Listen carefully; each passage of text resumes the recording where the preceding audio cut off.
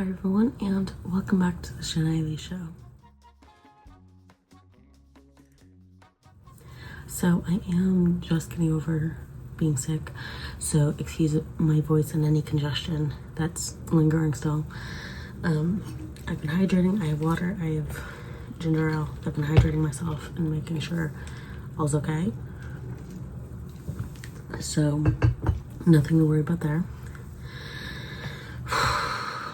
But I wanted to get this video out because I am feeling better and it's something I've been wanting to talk about.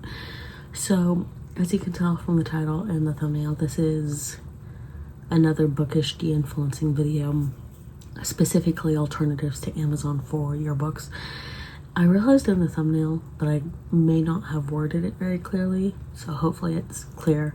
These are alternatives that you can refer to and go to for your books that are not Amazon. So, like, one thing I want to say is that in this administration, we really need to try not to be doing big corporation stuff because it can be so tricky to know who they donate to. And this is very much a leftist, liberal channel. So if you're not that, go ahead and unsubscribe. We support Palestine. We support, yeah. For a second, I thought I said the wrong country. Free Palestine. Pro LGBTQIA plus rights, pro women's healthcare rights, women's rights, BIPOC rights, science, separation of church and state, all that fun stuff. So if you're not that, you can skedaddle on out. Also, my window's open for some air, so if there's any extra background noise, apologies for that. But anyway. Now, the first one I'm going to mention, these are all linked down below in the description. So the first one I'm going to mention is Barnes & Noble. Now, Barnes & Noble hasn't openly, from what I could find, hasn't openly come out and said anything one way or the other about their political leanings, but you can go to Open Secrets, and most of their donations have been, or most of the individual donations have been Democrat donations, and most people can't afford to or may not have access to local independent bookstores, maybe not even can afford them as much as Barnes & Noble or bigger named chain bookstores that aren't Amazon. And at this point, Barnes & Noble is like the biggest name book chain that's directly in competition to Amazon. So if we need a big book chain to support, this is the one to support. And they have the memberships and the rewards, and there's the premium one. And honestly, at the end of the day, it's a very good company to support. And they have like the TikTok stuff, and they have the banned books sections, and they have all the good stuff in regards to making sure people have access to books.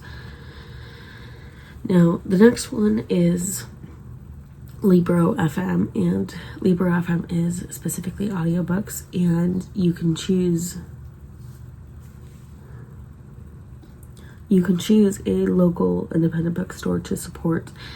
I don't think it has to be like super local, but you can enter in your zip code and then choose a local bookstore to support, and then whatever audiobooks you purchase and whatever plan you have, it goes towards that bookstore that you have chosen to support. And I have 2 to 3 audiobooks in there, and honestly, I think it's a very good alternative to Audible.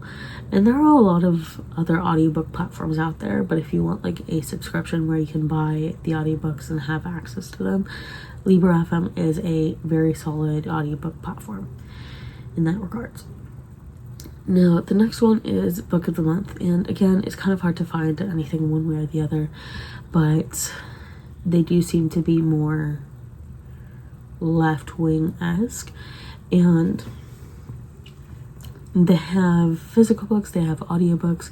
You can skip a month, you can pause your plan for like 1 to 3 months, and with their audiobooks at least,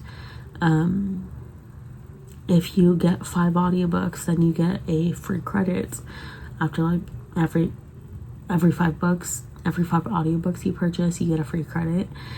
So there's that encouragement for audiobooks at least. And if you're more of an audiobook, I was about to say girly, but if you're more of an audiobook person, great way to do it. And they also have like their own little reading challenges. So there's that as well. And then the next one, is this 5 or 6? 1, 2, 3, 4, 5, 6. Okay, so we're doing 6 in total. So the 4th one is the Libby app, and you can borrow ebooks and audiobooks from Libby, and you don't have to like buy them. You don't have to have a subscription. You can just sign up for a library card. And I think if you already have a library card, you can link it up with Libby and also with Hoopla, which I'll talk about next. But essentially you link up with your local library. For me, there's like one in Tarzana that's pretty close by. And you can just borrow books, and yes, you have to wait for a little bit as with any library feature, but at the end of the day, it's like better than nothing. And you can place holds on books that aren't out yet and are coming out soon. So there's also a lot of magazines with Libby, so really good resource. And then the next one is Hoopla, which I think both Libby and Hoopla are under Overdrive, I think, or have the same parent company. And with Hoopla, again, it's ebooks, audiobooks. I don't think there's a wait time in Hoopla. And also too, with Hoopla, you can rent movies and shows as well, which is really useful if you've been wanting to watch a new movie or a new show but don't have access to it through a streaming service. And that's a really good alternative to like Amazon Prime Video. So a really good alternative. And then the very last one, I know this is a little bit of a short video, but we're trying to rest the voice as much as possible. But the very last one is Kobo, and this is basically like the best alternative to Kindle and getting an e-reader. I personally don't have a Kobo yet, but I've heard so many great things about Kobo, and if you're up in Canada, then you can link up, I'm pretty sure you can link up your Kobo with your local library up in Canada. I don't think you can do that here in the States. Actually, let me look into that. Can you link to...